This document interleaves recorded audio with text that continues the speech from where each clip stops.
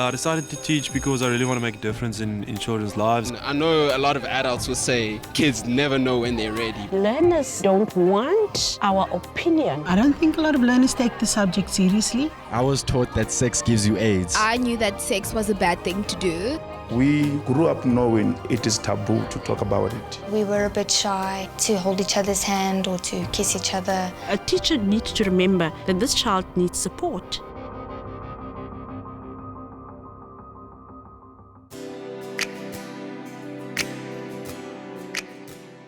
Teenage pregnancy in South Africa is at an all-time high, with 71 births recorded per 1,000 girls between the ages of 15 and 19.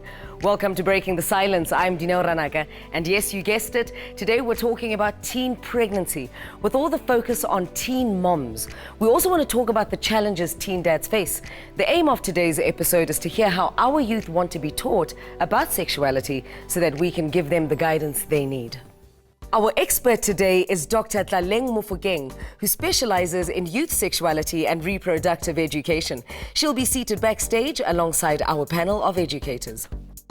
Hi, my name is Kabelo Mohale and I teach life orientation in grade 10. My name is Rendane Lukele and I'm an LO teacher.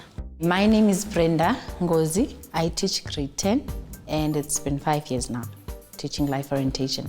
Life orientation is a significant learning area because it empowers the youth, the learners, with the necessary tools to survive out there. LO just gives you a platform of being yourself as an educator. For me, it gives me that platform to be able to speak more and have lando yoba ndikwazi uthetha nowami umntana xa sekhulile iyanceda kakhulu.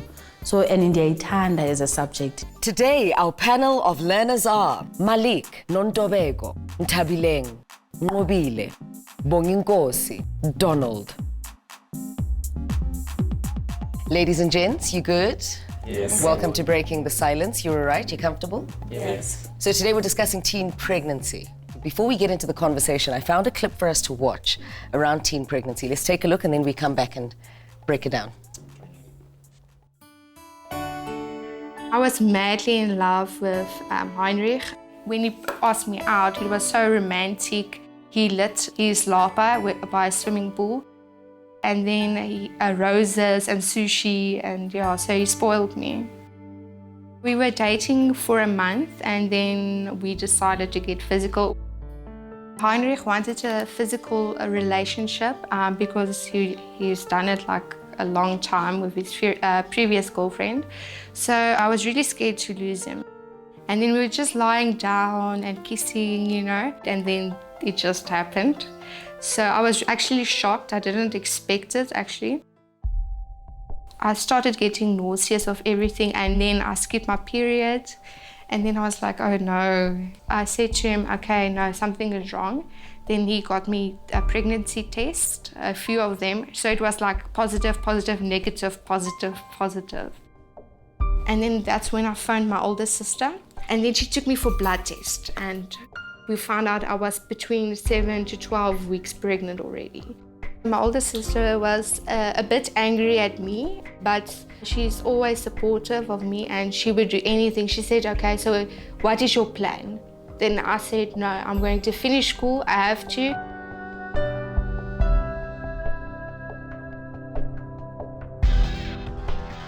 Watching the insert took me back. I fell pregnant when I was 19. I had that thing that I know best. This will never happen to me. But then it did. So how does hearing this part of Nicola's story make you feel? I gotta say that boys and girls these days have a wrong perspective view on what sex is because of television, media out there. That's what we see, so that's what we think is the right thing to do. Have sex with this girl, okay, leave her. Do you guys agree, disagree? Yeah. You look like you want to say something. No, you agree? I actually agree with him. Girls nowadays, they just want to have sex with guys, boyfriends, just to keep them. Girls would rather fall pregnant to try and keep a boyfriend. They think just because now we have a child, you can't run away from this relationship. Teenage pregnancy doesn't just happen because a girl decided that she wants to be in a sexual relationship with a guy. Sometimes it's huge. You find that there's poverty and she has no choice but to sleep with the men next door just so that they can get food. With Nicole's story, I think it was more of a momentum thing. It wasn't something carefully planned out that we're gonna have sex now. And with them doing it, they didn't look at the risks involved and they just went with it. So Nicole says she really was in love with her boyfriend. He lit candles, charmed her, and he had had experience with other people, his previous girlfriends. Do you think there's a bit of pressure there? Guys our age, we don't like really see love in that way yet. We're not there yet. We're not husband material. We're not, we're not ready for that. It's always interesting that when you want to talk about safe sex or contraceptives, the issue of, oh, you don't love me, you don't trust me. But what does that have to do with being safe and preventing pregnancy, But sex is like an everyday thing. Do any of you know any teen parents? Yes. Really? Yeah. Yes. Malik, we'll start with you. I have a friend, he's in matric right now. He made his girlfriend pregnant. But luckily for him, his parents are there to help him out in this crisis. But for most teens out there, they wouldn't have the same, support. Yes. We once had a learner who was pregnant, and because of her relationship with the father, she couldn't tell the father in time that she's pregnant. Probably there was gonna be something that they could have done. There was health issues because she didn't get prenatal care in time, and it was not good. Do you think there's a difference between the responsibilities of a teen mom and a teen dad? With most boys, it's easier to just deny the baby because it's something that is happening. And even if there is a situation whereby a boy does admit to having the child, we saw that they still go on and live life as if it's normal. But because the child has to stay with the teen mom 24/7, you're the one who can't go out with friends. You're the one who has to wake up at night to study because you have to come back early and fetch your child from a daycare center and spend more time with that child. I'm very interested to find out why learners are having unprotected sex. It's because they don't know the consequences. How many of us don't know of HIV? By a show of hands, how many of us don't know of pregnancy? How many of us don't know of STDs and STIs? No. But how many of us do know of all the things that I've mentioned? Yes. So is it fair to put the responsibility on the media platforms to say if the movies don't show the consequences, then, clearly might as well, because that means the consequence doesn't exist? If maybe we're watching, let me say, Generation, yes, we think, let's do this.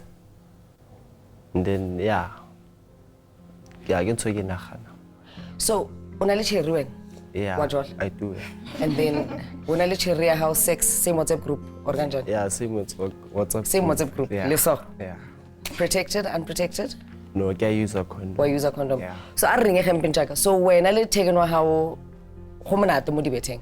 So, when Lena, should maybe your condom burst while having sex, do you think you might be ready for that consequence? Your pregnancy? No. Let's happen. Yeah, let's happen. I'm not ready.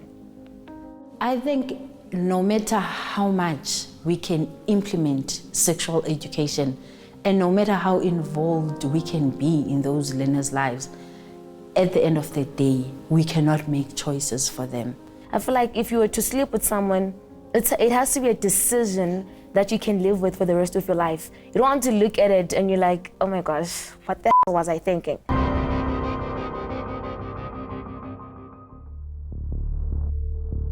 When I saw my mom for the first time after the blood test, when she cried, I cried because I knew I disappointed her and she didn't want this for me. So yeah, it was heartbreaking. She was so mad at me because I was like the perfect child, did nothing wrong, and I was top this, top that. So she had high expectations of me, and she didn't think I would do things like this. My one friend, she actually sent sent me a message, and then she says, no, don't worry, I'm going to support you. And then like 2 minutes after on Facebook, she's like, these girls that get pregnant. And then she like used my name and stuff. And I was like, what? You just told me you're going to support me, and then you stabbed me in the back like that. So I lost some of my best friends.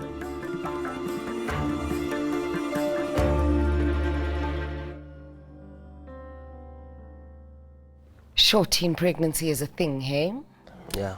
Do your parents and educators talk to you about safe sex? Yeah. You know, like personally, I feel like sex in the black community, like I'll state why normally I've used black community is like a huge thing. It's that big elephant in the room. It feels like even in LO class, when you get to that topic, when it's like sex, you feel that for most teachers, like, let us just skip it and let us just get it over and done with. So if you get to a father who's probably based on religion and a mother's probably based on religion, the one thing they'll tell you that sex before marriage is a sin. And with abstinence, rather as a parent trying to encourage your child to actually abstain, rather encourage them to actually do it safe. You could be suffering from your upbringing, you know, your cultural background, your strong Christian background, that you are unable to speak freely and openly to the young kids. What would it take for you to abstain? The more people preach abstinence, that's the more people want to do it. So let me ask you, what will it take? And I'm picking up on you saying, this teaching of abstinence is like, oh my gosh. Seriously. Let me file my nails. Seriously. That teaching of abstinence, you say it makes you want to do it more. Yeah. If you don't want to be taught about abstinence, what would it take for you to not have sex? I think with the current generation, nothing would actually try to. Like, I personally choose to abstain because of culture and because I feel like I'm not ready for that yet. But I think now we should look beyond teaching people to abstain because we've tried that method and it clearly has failed. What would it take for teenagers to have safe sex? As teenagers, we are under pressure, under the stigma. If probably she was to go to a clinic and say, can I have contraceptives? What will the people say? That's the problem. That's the first problem we have. Do you agree with that as a young teenage girl? If you went to a clinic, do you have the confidence to walk into a clinic and say, I'm here for contraceptives, condoms, everything, and Tabeling is saying no? Not really, because of in local clinics, many of the nurses know our parents. Maybe if I get in a clinic and ask for contraceptives, maybe one nurse knows me and my mom. She's gonna act up and go tell my mom what kind of child I am, and even add more things that I don't even do. I had the education and I had the knowledge, but just the thing of just knocking or just coming into a clinic, I just didn't have it in me. So the society plays a huge role and our kids are facing that. You have a friend who's a teen dad. Yes. No contraceptive? No. What method did he use? This was his question. Your first come into your girlfriend, is that your baby? And then I was like, bro, you're in matric, how don't you know this? Okay, are the teachers not teaching you these things correctly? Because yes, if you are gonna ejaculate inside of your girlfriend, she is bound to get pregnant. They've got this thing that they tell themselves as groups that if you do it like this, this won't happen. If you do it lying on the side, this will happen, or whatever the case. They just influence each other in a very wrong way. With boys, it's like, no strings attached. So it's like that. Donald, so, is this what you think as well? You see, and you want to play that pull-out game, and it gets so... So there is this pull-out game thing. Yeah, it gets to a point whereby you want to pull out, but you cannot pull out. You got 0.3 seconds to get everything together, because this is your future. To pull out, this is your pull-out game, okay? It's got to be on point. Otherwise, So that's a form of contraceptive to you? Yes. I'm Malik. I am 17 years old. Well, currently we're at Kingfisher Park. There are a lot of kids here who see what the teenagers do, and then they think that's the right thing to do as they're growing up, because that's what they see. There are 2 girls in my class who are pregnant. I don't think we should criticize them, because it can have a huge effect on like what they want to do with the kid.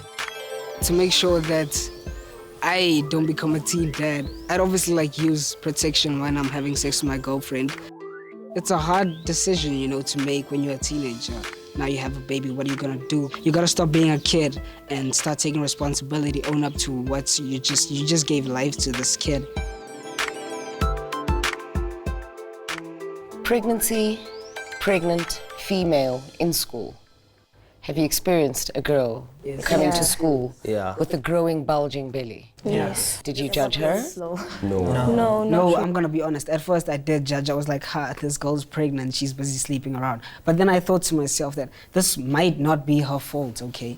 Because either way, you need a guy and you need a girl to have sex. I don't have that sense of sympathy for pregnant girls at school. Why? In South Africa, a 12-year-old can go for family planning. So if you do indulge in sexual activities and you're not protected and you come with a baby and you expect everybody to feel sad for you, I feel like it's not fair. In a year, we get like more, like 5 to 10 learners are pregnant, and as life orientation teachers, city ababa involved, you know, and going around asking who's pregnant, how far are you, making sure they are comfortable. So as teenagers in South Africa, we have this thing, if it does happen, I have social grant, so it's fine. I feel like it's what they wanted. I think it still comes back to what I said, how teachers are not properly teaching about sex. Are you going to sit here and honestly tell me that your teachers have never in your schooling career told you that if you're having sex, chances are you'll contract an STD, an STI, HIV, or fall pregnant? I'm not personally saying that, Prakash, because now I feel like you're going to put me in trouble. No. I'm not even... Because when it gets to school, like, what are we saying?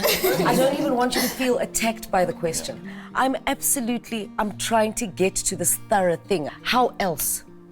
What more needs to be done for you to get it? Trust me, the one way that we learned how to use a condom was through the packet. That's how we saw it. You'll never find a teacher in a classroom opening a condom and telling you... Showing you how to use a condom. So at least probably have that one practical class where they demonstrate to say... Because it's useless for them to keep saying, abstain. It's not working. It's not working, it's ineffective. We need to find a way to like figure this out because this is a huge problem.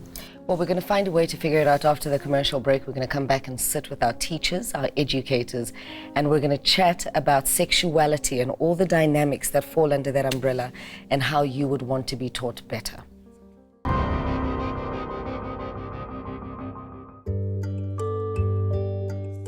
My relationship with Heinrich took a step back. I focused more on what I want and what the baby needs and how am I going to pass my school with a baby. To teen moms, don't leave school. Follow your dreams, reach your goals that you set out for you because it's not your life on the line, it's your baby's life on the line as well because you need to be the role model for your little girl, your little boy. Use precaution if you want to have a sexual relationship with another person, but don't ever give up on your dreams. So we're joined now by our educators as well as Dr. Tlaleng. What support do we give our learners at school with regards to educating them about contraceptives and protective measures where sexual intercourse is concerned? A learner, when he or she approaches you, you must have the necessary information that you can actually assist, because it's basically about empowering the learner. When a learner confides in you, this has to be taken like that. It has to be confidential. And the learner will then gain confidence, you know, in approaching the teacher the next time. The content actually covers the basic needs of what the learners need to actually have when they are going out there to have sex. These condoms, these contraceptives, they provide in numbers, you know, where the learners, if they are not confident to talk to us as teachers, They've got numbers in their life orientation books. They can actually take those numbers and use those numbers. Where are we losing it? Where are we dropping the ball? Because the statistics as a teenage pregnancy, they keep increasing still. With all this education, with all this information, with all this teaching, where are we getting it wrong? Do they listen though?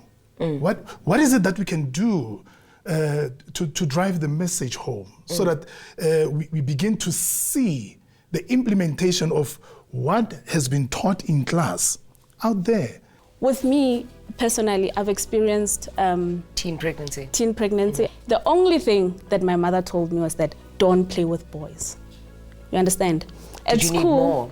Yes, you need more from the society. So with education, I think we are on point. If only the parents could understand that these people are human beings and they're developing and they're growing and they're developing emotionally, physically, mentally. They want to experiment. You can tell them to abstain, but abstain from what?